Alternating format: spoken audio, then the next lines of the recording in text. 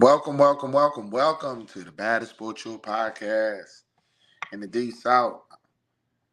We're going to give it a couple of seconds before I get people on.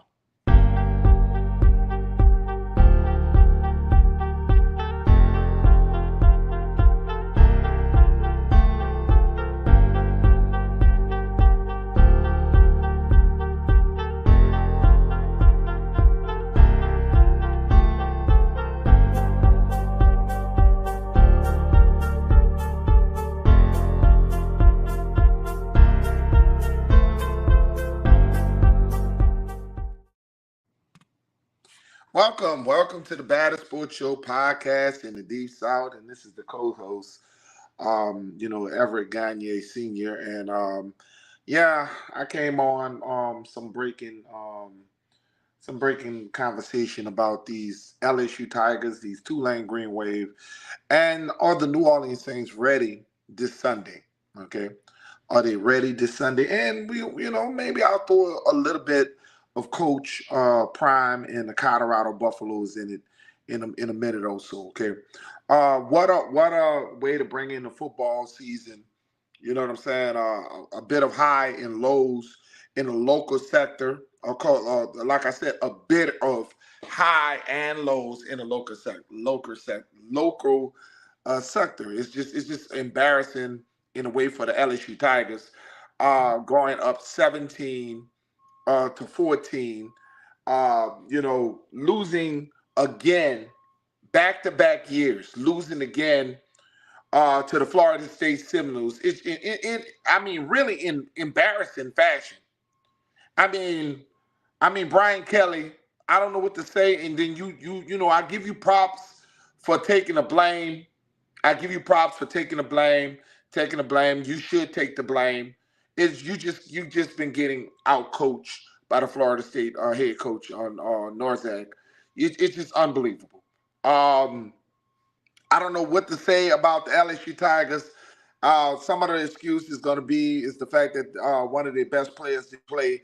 I really don't want to hear about any excuses. The bottom line is the Tigers are the most overachieving football team. It's just unbelievable. You got too much talent on this football team to be losing to Florida State back-to-back years. I'm frustrated as an LSU fan. It's just unbelievable. This is the second year in a row losing to the Florida State Seminoles. And last year you came back to fight. This year you just look like diddly poo. I mean, unbelievable. Jaden Daniels. I'm really concerned about Jaden Daniels. Jaden Daniels remind me a little bit of Jameis Winston in the pocket. You know what I'm saying? I hate to bring up Jameis Winston in a negative way, but the sitting in the pocket too long. He does have great athletic ability to move out the pocket, but Jaden Daniels he's not patient in the pocket. He's just not a power. And Nussmeier may be stepping up a little faster than what I thought. You know what I'm saying? It's just ridiculous. LSU fans, I don't know what to think about when it comes down to these frauds, the Tigers. They still got a chance to salvage their season because it's the game one of the it's game one. But I'm very disappointed in LSU. Very disappointed in LSU, and that's the reason why I brought them up on the running game. It just the very first play. That should have been a touchdown. We get to the goal line. LSU gets to the 1 yard line. That's the score. The goal line stand by the Florida State Seminoles. It's just unbelievable. Unbelievable. It's unacceptable that the Tigers look like Jerry Donato out there. They look like Coach Jerry Donato. We need to bring Ed Ogeron back if that's the case. If that's the case, we need to bring Ogeron back because it's just unbelievable. Brian Kelly, I'm very disappointed in you, man. And watch he come back and beat Alabama. Watch he come back and beat Alabama. That's just Brian Kelly for you. You know what I'm saying? But we're gonna move on to Tulane. Tulane Green Wave plays South Alabama. That was a great game for Michael Pratt and the Tulane Green Wave, or Willie Fritz and his team. I wanted to see what that team was going to do without Tajay Spears. They look great. They look great without Tajay Spears. They, I like to see them run the ball a little bit more, get more of them young backs involved. They look like they're using 3 or 4 backs. They just, you know what I'm saying. I like to see them, Clayton Johnson, get the ball a little bit more. I didn't see much of him. I don't know if he got injured in the ball game, but Michael Pratt. I mean, everything that I said that Jaden, the LSU quarterback ain't, this young man is. Okay? Everything that I said that the LSU quarterback ain't, Michael Pratt is. Michael Pratt he missed one football pass. He was 14 out of 15. 14 out of 15. Unbelievable. And yeah, it was South Alabama, but a lot of people had predicted an upset with South Alabama beating the Jaguars, which shout out to South Alabama Jaguars, but don't come miss me with the y'all are originators of Mardi Gras, Mobile, Alabama. Y'all might have started Mardi Gras first, but y'all ain't put Mardi Gras in perfection. Everybody knows New Orleans is the best place to be in Mardi Gras. Everybody know Mardi Gras. There's no place like Mardi Gras, like home, like New Orleans, Louisiana, when it comes down to Mardi Gras. Everybody knows that, okay?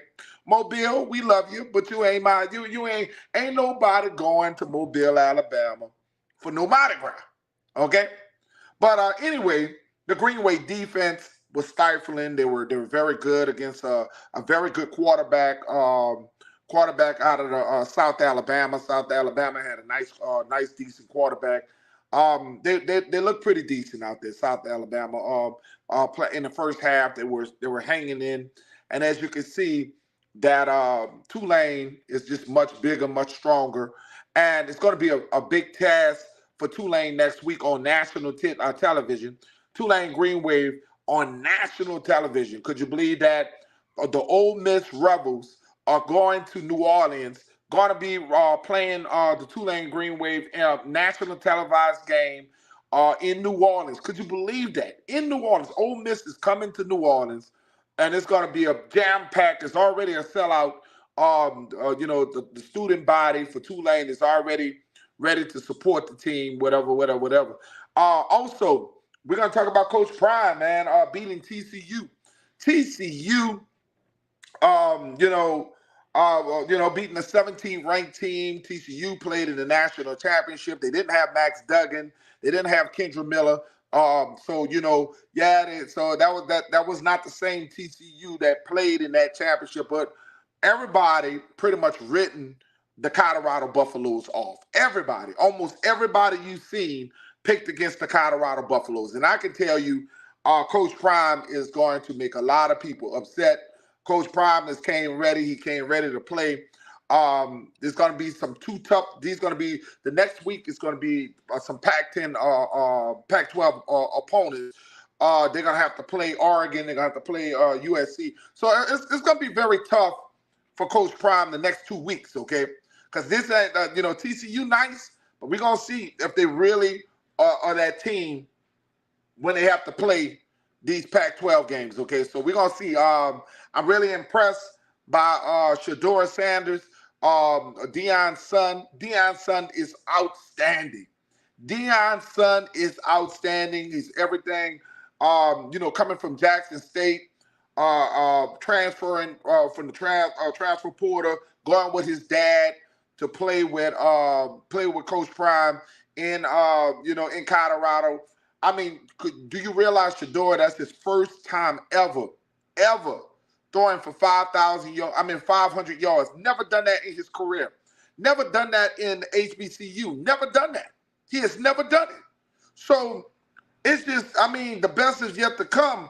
They talk about HBCU competition, and he goes in and he plays TCU and throws for 500 yards through 4 touchdown passes.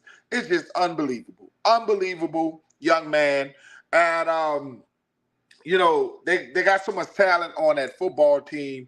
Wide receivers all over the place. So much talent. Colorado Buffaloes are going to be for real this year. I don't like I said, I look for them to go.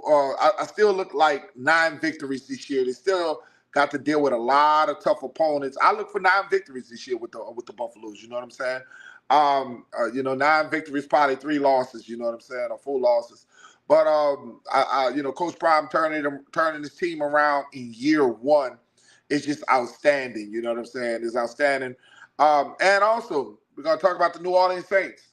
Are the New Orleans Saints ready for the Tennessee Titans? Are the New Orleans Saints ready for the Tennessee Titans? Yeah. I think they're ready. I think Dennis Allen they've been making a couple of moves. Traquan Smith is the ultimate move that they're going to make. What they're doing. Of course, you've been seeing. Please do not look at that rumor from Marino Sports talking about Atlanta Falcons want to pick up Traquan Smith for a draft pick. Please don't believe that. Don't believe in that false rumor. I don't know what Traquan Smith got on the New Orleans Saints. I don't know what he know. But Traquan Smith seems, every time we think Traquan is going to get cut, Traquan seems to always survive. I don't know what it is about Traquan Smith, but that brother always seems to survive. But it looks like he's going to miss all the way to week 4. So he's just holding down a roster spot for probably a Jaden Smith, or probably a Shaq Davis, one of the wide receivers, or one of the or Jaden Smith making the roster. That's what it looks like. That's going to happen. They asked, are the New Orleans Saints ready? Yeah, I think the New Orleans Saints ready. It's going to be very interesting. The kicking game, which is 2 rookies. You got 2 rookies. That shocked me. You know what I'm saying, Saints fans? That really shocked me. The Saints going with 2 rookies. A 30-year-old rookie. You know what I'm saying? That's going to be very intriguing. You know what I'm saying? A 30-year-old rookie, and then you have your kicker, Groupie. I didn't think that he was going to beat out Will Lutz. Anybody who followed the Baddest Sports Show podcast knows that I really thought that Will Lutz was going to withstand it, but it looked like it was about the money. It was about the signing bonus and the money, okay? So the Saints went with Blake Groupie. Groupie looks like he's a good kid. He's going to be something special. If you look at Blake Groupie, you would think that Blake Groupie is a kid, some child in shoot, man, he's so young looking. You'd be surprised that this man is on a football team, you know what I'm saying? So the New Orleans Saints got a great roster. I'm liking with the moves that they're doing. I want to see a lot with the number 1 draft pick. I want to see the rotations. This game is going to be it's going to be something because we're going to have to stop the run. The Titans are going to try to run that football down on the Saints. They got Tajay Spears. They got their number 1 running back.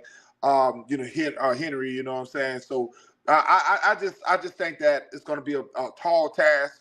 They're going to try to run that football on the Saints. But I think the Saints are going to get their defense. The Titans' defense is really not that good.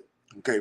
Titans defense is really not that good. The Saints going to really put up some numbers. This is going to be a really good game. I think they're going to go back and forth. The Saints going to win this football game.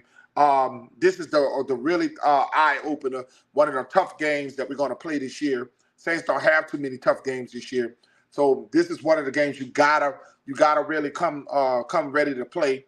Really, all the games you got to come ready to play because, like I said, in football, anything can happen in football. We have trouble with rookie quarterbacks in the past, so anything can happen in football, okay? So we can't underestimate the opponents that we're going to be playing, okay? It's going to be a very exciting weekend for your New Orleans Saints. Very excited to be a Green Wave fan, Tulane Green Wave fan. Ole Miss Rebels are traveling down to New Orleans to play the Tulane Green Wave. That's going to be a big game. LSU, I don't know what to say about LSU. I'm still hurt. I don't even want to call out LSU name too much. And Colorado, Colorado is my little third team, my little third sleeper team. I like them. I like Colorado. You know what I'm saying? So, thank you guys. Hit the like button. Remember, we're going to do the pregame and the postgame. And we're going to be holding panels. All you guys are welcome on the Baddest Sports Show podcast in the Deep South.